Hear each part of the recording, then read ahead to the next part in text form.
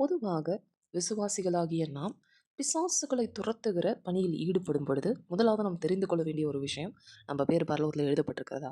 தேவனுடைய விரலினாலே நாம் பிசாசுகளை துரத்துகிறோமா? இந்த காரியங்களில் தேவனுடைய ராஜ்யம் நம்மளோட இருக்கிறதா? இந்த மூன்று காரியங்களையும் முதலாவது நம்ம தெரிந்து கொள்ளணும். அதன் பிறகு அந்த விஷயத்தை பார்த்து பேச வேண்டும். ஃபார் எக்ஸாம்பிள், நீங்கள் பார்த்தீங்கன்னா, இந்த மலையை பார்த்து பெயர்ந்து சமுத்திரத்தின் ஆழத்தின் அண்டையிலே போ.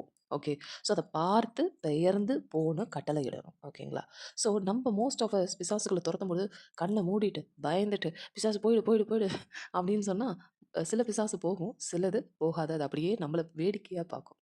ஸோ இப்படிப்பட்ட பிசாசுகளை துரத்துக்குவதற்கான அதிகாரம் எப்போ கிடைக்கும்னா, நம்மளுடைய கண் தெளிவாக இருக்கும், நம்முடைய கண் வெளிச்சமாக இருக்கணும். அப்போ என்ன ஆகும்? நம்ம உடல் முழுவதும் வெளிச்சமாக இருக்கும், தெளிவாக இருக்கும், சிந்தனைகள் தெளிவாக இருக்கும். பாவத்தை காணாத சுத்த கண்ணர் இயேசு கிறிஸ்து. அவர் நமக்கு அதிகாரம் கொடுத்து இப்படிப்பட்ட அற்புதங்களை செய்வதற்கு கிருபையும் வரன்களையும் நமக்கு தருகிறார். குறிப்பாக பிணியாளிகளை சுஸ்தமாக்குவதிலும், பிசாசுகளை துரத்துவதிலும், மரித்தோரை எழுப்புவதிலும், சுவிசேஷத்தை பிரசங்கம் பண்ணுவதிலும், இன்னும் அநேக காரியங்களை, குறிப்பாய் சாவுக்கேதுவாக என்ன குடித்தாலும் அதை நம்மளை ஒன்றும் பண்ணாது. ஏன்னா கர்த்தருடைய கண்களோடு நம்ம கண்கள் இணைக்கப்பட்டிருக்கிறது. இதனால தான் கர்த்தருக்கேற்ற பரிசுத்தம் நம் கண்களிலிருந்து வெளிப்படுகிறது. அதனால் உங்கள் கண்களை பார்த்து கொள்ளுங்கள். அந்த கண்களில் தேவனுக்கு மகிமையை செலுத்துவண்ணமாக எந்த ஒரு தேவையில்லாத காரியங்களுக்கும் உங்கள் கண்களை கொடாதிருங்கள். இயேசு கிறிஸ்துவின் நாமம் மகிமைப்படுவதாக. ஆமேன்.